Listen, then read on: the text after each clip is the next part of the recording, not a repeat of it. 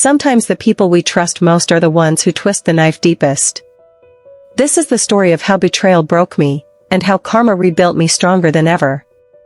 Before we begin, don't forget to subscribe to Vault of Tales, where we bring you stories that heal the soul, awaken emotion, and remind us that life always finds its balance. Let's begin. I never thought the sound of laughter could hurt this much. Not the loud kind that echoes through a bar or a party, but that quiet, secret kind. The kind you hear when you walk into a room and suddenly realize you weren't supposed to. That's how it all began, a simple sound that changed everything. It was late one Friday evening. The city outside my apartment window was alive, neon lights blinking against the glass, rain trickling down in streaks that looked almost like tears. I'd just gotten back from work, exhausted but excited. My boyfriend, Daniel, had promised dinner. Said he had a surprise for me. And Daniel, well, he wasn't the romantic type, so that alone was something rare. But when I walked into our favorite restaurant, the one where we'd celebrated our anniversaries, birthdays, and quiet victories, I froze. There they were. Daniel. And my best friend, Lily. Her hand was on his. Their heads leaned close. And that sound, that low, intimate laughter, filled the air between them. At first, I told myself I was imagining it. That I'd walked into some strange coincidence. I even smiled and walked up to them like a fool who hadn't yet realized her world had already started burning.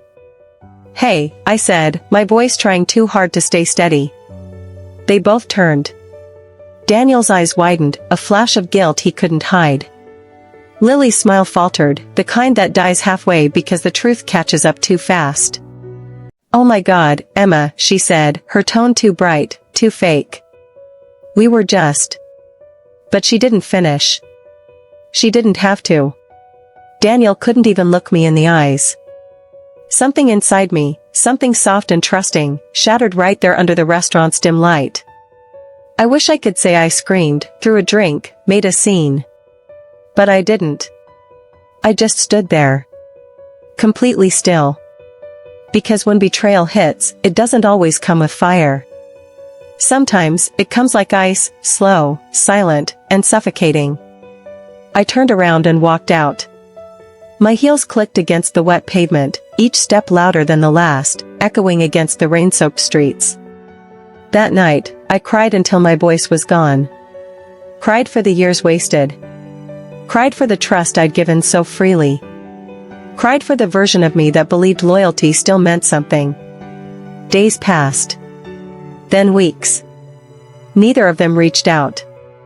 I saw their photos on social media, them smiling at the same restaurant, holding hands under fairy lights. And the worst part? People congratulated them. Said they looked perfect together. Every like, every comment, felt like a knife twist. But I didn't block them. No, I wanted to see. I wanted to feel it. Because sometimes, pain becomes the only proof that what you had was real. 3 months later, I moved out of the apartment Daniel and I shared. Packed every memory into boxes I never opened again. I got a new place downtown, small, quiet, mine. And for the first time in a long while, silence didn't feel lonely. It felt like healing. I started running in the mornings, listening to podcasts about self-worth and resilience. I started painting again, something I'd given up years ago when life got too practical, too fast. But healing isn't linear. Some nights, I'd still scroll through their profiles, the happy couple, living their perfect life. Until one night, I noticed something. Lily had stopped posting. And Daniel's smile? It wasn't the same. In one photo, his eyes looked tired. His caption read, "People change." Something inside me stirred, not satisfaction, not yet, but curiosity. What had changed? A week later, Lily called. I almost didn't answer. But curiosity, that dangerous, familiar pull, made me slide my thumb across the screen. "Emma," she said softly. Her voice trembled. "Can we talk?" My heart raced. "About what?" She sighed. "Everything." Please. I hesitated, but something in me wanted closure. Wanted to see her face when she tried to justify the unforgivable. We met at a quiet cafe. The same one where she and I used to spend hours talking about dreams, heartbreak, and the future we thought we'd share as best friends forever. But this time, there was no laughter. She looked different, pale, restless. Her hands fidgeted with her cup. Daniel isn't who I thought he was, she said finally. I leaned back, my voice calm. And who is he, exactly? She bit her lip. He's controlling. Manipulative. He gets angry so easily. I thought he loved me, but it's like, everything has to be his way. For a moment, I almost felt sorry for her. Almost. But then I remembered the way she'd smiled at me that night in the restaurant. That tiny flicker of triumph I'd seen before guilt took over. So I just said, you knew who he was, Lily. You just didn't care until it turned on you. Her eyes filled with tears. I made a mistake, Emma. I lost my best friend for someone who never even cared about me. I didn't answer. Because what do you say to that? That night, I walked home under the city lights, the sound of rain following me again. But this time, it felt different. Not heavy, cleansing. I realized karma doesn't always come loud or fast. Sometimes, it arrives quietly, at the exact moment you've stopped waiting for it. And for the first time, I smiled. Because maybe, just maybe, the universe does keep its receipts. I thought I'd cried my last tear over them. But grief has a strange way of coming back, not as sadness, but as quiet echoes of what once was. Some mornings, I'd wake up reaching for a ghost. Daniel's side of the bed still felt empty even though it had been months. And every now and then, when I passed someone wearing his cologne on the subway, my chest would tighten, just for a moment. But I didn't fall apart. Not anymore. Instead, I started building myself back piece by piece, the kind of rebuilding that doesn't make noise. The kind you only notice when you finally look in the mirror and see strength where there used to be ache. I remember one morning vividly. I was standing in front of my bathroom mirror, tying my hair up before work. The city sunlight streamed through my apartment window, warm and golden, cutting through the smell of coffee. I caught my reflection and smiled, not because everything was okay, but because I finally looked like myself again. That same week, something strange happened. Daniel texted me. The message was short, almost hesitant. Hope you're doing okay. I've been thinking about you lately. For a second, my heart stuttered. Then I laughed, the kind of laugh that comes from disbelief rather than joy. After all the silence. After the betrayal. Now he wanted to check in? I didn't reply. And that silence was my loudest answer. But Daniel didn't stop there. A few days later, another message came. I know I messed up. Lily and I, things aren't working. I miss you, Emma. Can we talk? My hands trembled when I read it, not because I wanted him back, but because of the sheer irony. I remembered Lily's trembling voice at the cafe, confessing her mistake. Now Daniel was following suit. Karma wasn't knocking gently anymore, it was pounding on their door. Still, curiosity got the better of me. I didn't respond right away, but I did look him up online, just once. His posts had changed. No more photos with Lily. No smiles, no couple captions. Just vague, cryptic quotes about regret and trust. It was almost poetic. The man who had once mocked my emotional posts now drowning in them himself. A few weeks later, fate decided to make things more interesting. It was a Saturday morning, and I had plans with my coworker Mia, brunch and a walk through the weekend market downtown. We were laughing about something silly when I heard a familiar voice behind me. Emma? I turned around. Daniel stood there. He looked older somehow. Not physically, but in his eyes, like the weight of his own choices had aged him. His once confident smile was gone, replaced with uncertainty. Wow, he said softly. You look amazing. I took a breath, steady and calm. Thanks. You look different. There was a pause. Then he sighed. Can we talk? Just for a minute. Against my better judgment, I nodded. We stepped aside, near a quiet corner by a coffee stand. He rubbed the back of his neck, that same nervous habit he had when he didn't know what to say. I don't even know where to start, he said. I screwed up. I thought Lily was what I wanted. She made me feel alive again, I guess. But it was all fake. She wanted what we had, not me. I stared at him, expressionless. You mean she wanted to be me? He hesitated. Yeah. Maybe. Silence settled between us, heavy but necessary. Finally, I said, you made your choice, Daniel. You don't get to rewrite it now just because it hurts. He looked down. I know. But I wanted to say I'm sorry. For everything. You didn't deserve any of it. I studied his face, the same one I'd once memorized, kissed, cried over. But it no longer looked like home. And that realization, it felt freeing. I forgive you, I said quietly.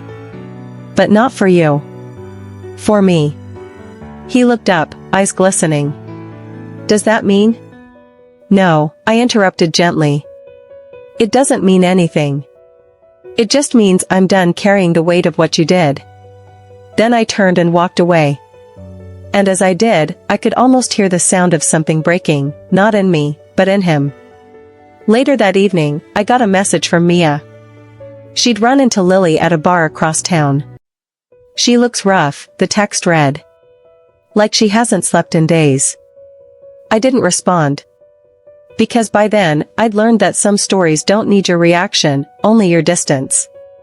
But that night, lying in bed, I thought about how the universe works. How it sometimes waits until you've stopped watching before it delivers justice. A few months passed, and life kept moving forward. I got promoted at work, a project manager position I'd been eyeing for years. My team even surprised me with a cake that said, "To new beginnings." It felt symbolic. My world, once shattered, was rebuilding itself in ways I hadn't imagined. I even started dating again, slowly, cautiously.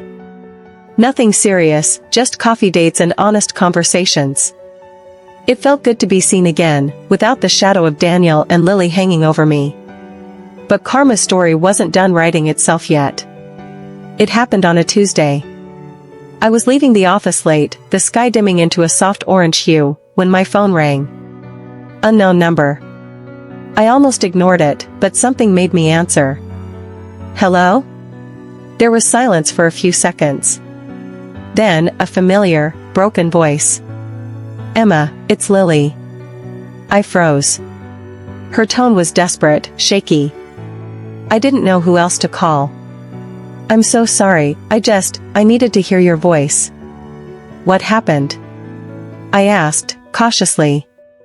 She took a ragged breath. Daniel. He changed. He's not the same. He's been drinking a lot. Getting angry, throwing things. She stopped mid-sentence. Even what? She hesitated. He hit me. The words hung in the air, heavy and cold. For a moment, I didn't know what to say. Not because I didn't believe her, but because the irony was so brutal it almost didn't seem real. Lily, I said quietly, you need to get out. Stay with a friend. Go to the police if you have to. I don't have anyone else, she whispered. You were my best friend. I closed my eyes. The ache in her voice was real. But so was the memory of her hand on his. I can't be that for you anymore, I said softly. I hope you find peace, Lily. But this is your path to walk now. She started crying. I let her. Then I hung up. That night, I couldn't sleep. I kept replaying everything in my head, the laughter, the betrayal, the apology, and now this. Karma wasn't cruel. It was precise. It didn't just punish. It taught. And maybe that was the real balance, not revenge, but realization. A few days later, Daniel texted again. "I heard you talked to Lily. She's overreacting. Don't believe her." I didn't reply. But part of me couldn't help but wonder, how does a man go from charming to destructive so fast? Or maybe, I thought, he was always that way. I just never wanted to see it. Months turned into a year. By then, I had completely cut them both out of my life. I traveled. I started volunteering at a youth center, helping young women find their confidence again after toxic relationships. It felt healing, to turn my pain into purpose. And one evening, as I was leaving the center, I ran into someone unexpected. Lily. She looked fragile, thinner, older, as if life had drained the color from her. But her eyes, they were different. Softer. Wiser, maybe. "Emma," she said quietly. "I've been meaning to thank you." "For what?" I asked. "For telling me to walk away," she said. "I finally did. I'm rebuilding. It's hard, but I'm getting there." I nodded. "I'm glad." There was a pause. Then she looked down. "You were right about karma," she said. "It doesn't forget. It just waits." And with that, she walked away, not as a friend, not as an enemy, but as someone who finally understood the cost of betrayal. As I watched her disappear into the crowd, I felt something lift off my chest. It wasn't forgiveness, exactly. It was peace. The kind that comes when you stop needing closure from people who broke you. Because sometimes, closure isn't a conversation. It's becoming the person you were always meant to be, in spite of them. There's something liberating about not needing revenge. When you finally outgrow the people who broke you, their pain stops being your satisfaction, it becomes your proof. By the time my 30th birthday came around, I was no longer the same woman Daniel left behind. My career was thriving. I had my own apartment with sunlight pouring through the windows every morning, the kind of light that feels like forgiveness. I had peace, purpose, and people who truly saw me. But life has a strange way of testing your strength, right when you think the storm has passed. It happened on a rainy Wednesday. I was leaving a work conference when I saw someone sitting by the lobby entrance, head down, shoulders slumped, a half-empty coffee in hand. At first, I didn't recognize him. But then he looked up. Daniel. For a moment, the years melted away, the heartbreak, the anger, the silence. It was like looking at a ghost of my past life. His suit was wrinkled, his eyes hollow, like he hadn't slept in days. "Emma," he said, standing up quickly. "I didn't think you'd be here." My breath caught, but I kept my voice calm. I could say the same. He smiled weakly. "You look good." "Thanks," I replied simply. There was a long silence. Then he asked, "Can we talk?" Just one last time. Part of me wanted to walk away, but another part, the wiser part, knew that this was closure presenting itself one final time. So I nodded. 5 minutes. We sat in a corner cafe nearby, rain tapping softly on the glass. Daniel wrapped his hands around his cup, eyes fixed on the table. "I lost everything," he said finally. "My job. My apartment. Lily left. Again." I didn't flinch. "I'm sorry to hear that." He looked up, his eyes pleading. "Are you? Be honest, Emma. Do you ever think about what we had?" I smiled faintly. "I think about what I learned." He frowned. "Learned? That love without respect isn't love. That loyalty means nothing without integrity. And that some people only come into your life to teach you how not to be." He leaned back, shaking his head. "You always did have a way with words." "No," I said quietly. "I just learned how to stop letting people twist them." He sighed heavily. "I messed up. I know that. I hurt you, and I hate myself for it. I took a sip of my coffee, letting the silence stretch before answering. You don't hate yourself for what you did to me, Daniel. You hate that it came back to you. He froze. Because deep down, he knew I was right. When I left that cafe, I didn't look back. There was no satisfaction, no vindication, just peace. Because karma wasn't something I needed to witness anymore. It was already happening. In the months that followed, pieces of Daniel's downfall quietly reached me through whispers.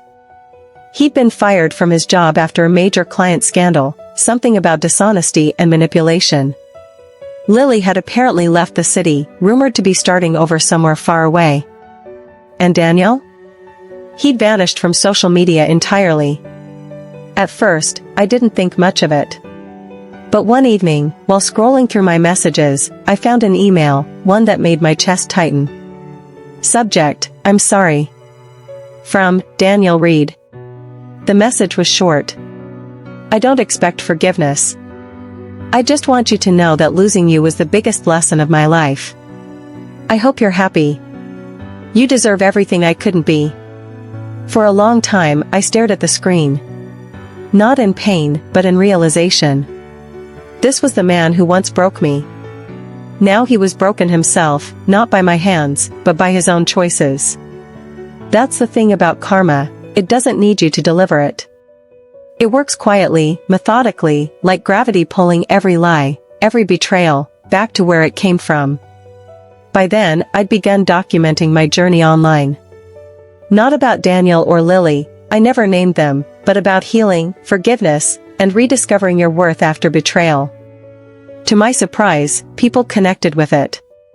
My words reached thousands.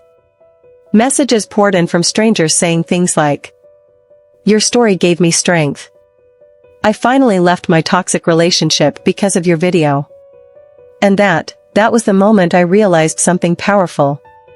Pain, when shared with purpose, becomes healing, not just for you, but for others too. One day, while shooting a short vlog, I revisited that old restaurant, the one where I'd first seen them together. The place had changed. New owners, new decor, new faces. As I stood outside, a soft drizzle began to fall. For a moment, I closed my eyes and listened, not to laughter, not to betrayal, but to peace. I whispered to myself, "That chapter's over." And just like that, I felt something inside me finally close. Months passed. Then, unexpectedly, karma revealed its final act. I was walking home late one evening when I saw a man sitting on the steps near my building, head in his hands. Even from afar, I recognized him. Daniel. He looked lost. His clothes were worn, his face pale under the streetlight. "Emma," he said when he saw me. His voice was rough, desperate. "What are you doing here?" I asked, keeping my distance. "I didn't know where else to go," he said. "I'd been staying in a motel. I tried to get my life together, but it's like everything I touch falls apart." I felt a pang of something, not pity, exactly, but understanding. He continued, "I thought I could fix it all. But the truth is, I ruined everything. I ruined you." I took a slow breath. "You didn't ruin me, Daniel. You just helped me find out who I really am." He blinked, confused. "I'm not angry anymore," I said softly. "But I also can't save you. That's not my role anymore." He swallowed hard. "Do you ever think we could?" "No," I interrupted gently. "We had our story. This isn't it anymore." Then I turned toward my building door. As I walked inside, I looked back one last time. He was still sitting there, head bowed, the rain beginning to fall again. And in that moment, I realized karma wasn't punishing him. It was teaching him, the same way life had taught me. The next morning, I found a small note slipped under my door. "Thank you for hearing me. I'm checking into rehab tomorrow. Maybe it's not too late to change." I didn't reply. But I whispered a quiet prayer for him. Not because I wanted him back, but because I wanted him to heal. That's when I understood, true closure isn't seeing someone suffer. It's wishing them well, and meaning it. By the end of that year, everything had come full circle. I published my first book, The Art of Letting Go. It wasn't just about love or betrayal, but about growth, strength, and the kind of peace that only comes after you've walked through fire. The book hit thousands of downloads within weeks.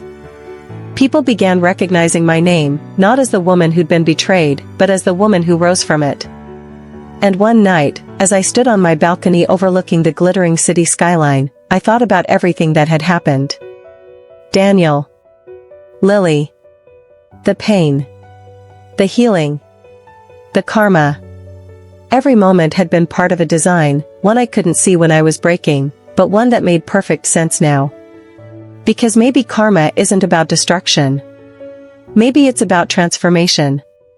And as the wind brushed against my face, I whispered to the night, "Thank you for the pain." It turned me into someone I love. It's strange how life circles back. The same streets that once witnessed your heartbreak become the ones that watch you bloom. 2 years had passed since the night Daniel sat on my steps. Since Lily's voice cracked through the phone.